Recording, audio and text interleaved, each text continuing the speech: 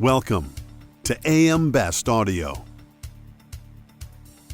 Insurance chief risk officers are optimistic about their ability to shore up their operational defenses in 2024, despite global economic headwinds and increased regularity scrutiny.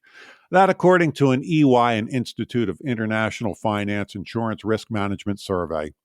I'm John Weber for AM Best Audio, and I'm speaking today to Isabelle Santenac, EY's global insurance leader. Isabelle, so great to speak with you. Yes, hello. Very nice to be with you today. So, Isabelle, I understand that if there's anything that's really keeping chief risk officers up at night, it's cybersecurity. Yeah, for sure, and it's the top of the risk under the radar, and you can easily understand why the cyber attacks are more and more frequent, are more and more important, as are difficult to predict because they are more sophisticated. And it's interesting to see that it's also the risk which is at the top of the agenda of the board. So certainly a lot more to do from the risk chief risk officer side on this topic. How about geopolitics, Isabelle? This is an election year in the U.S., and there's plenty of instability around the globe. Would that be a concern? You will not be surprised if I respond yes. It's a high concern. First, because the geopolitical environment is quite uncertain, as you say, John, and we don't really see improvement in the coming months.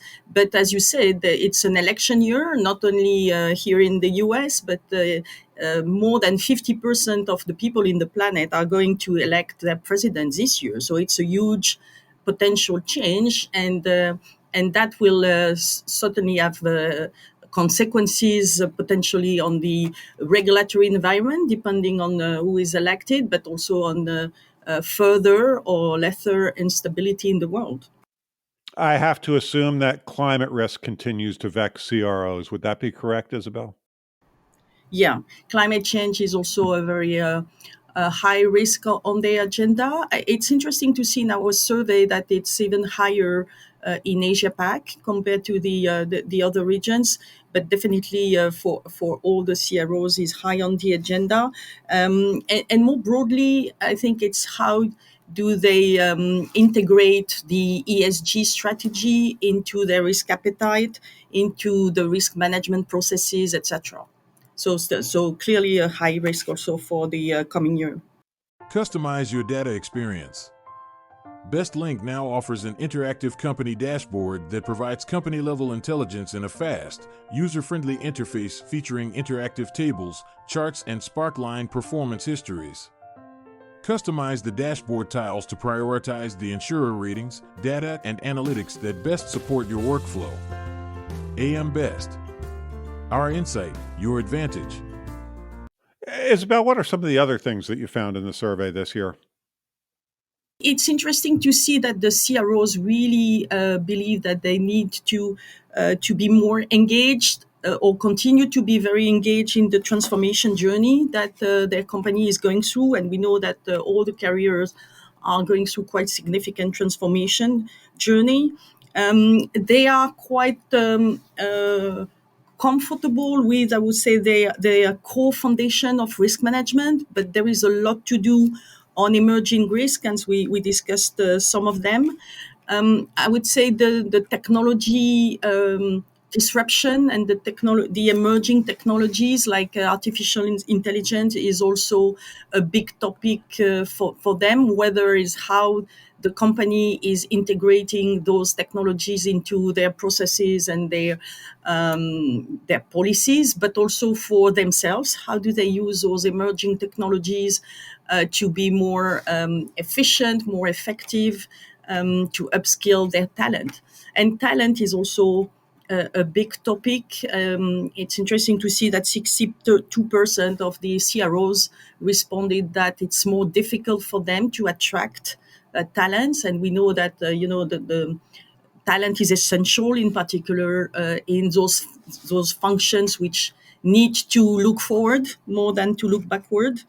And I would conclude by saying that the CRO function believe that they need to be a business partner, to the business lines of the company.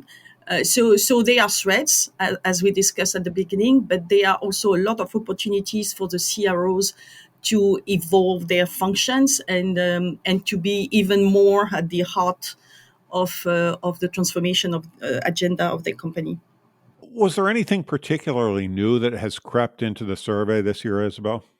I would not say new, but maybe the talent topic is very preeminent, and I think that maybe what surprised me. Well, not surprised in a way, because we know that there is a talent war, but it was interesting to see that it's at the top of their concerns and challenges. So maybe the one which I would say it was a little bit new this year. Interesting. Isabelle, always a pleasure to speak with you.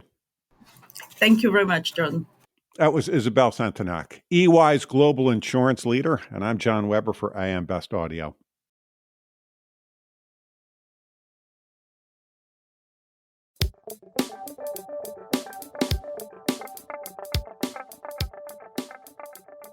Looking to get the attention of the insurance industry? We have the platforms to do just that. Whether it be AM Best TV, AM Best Audio, Best Review Magazine, or Best Day, find out more by contacting our Advertising Services Business Development Team at 908-882-1706.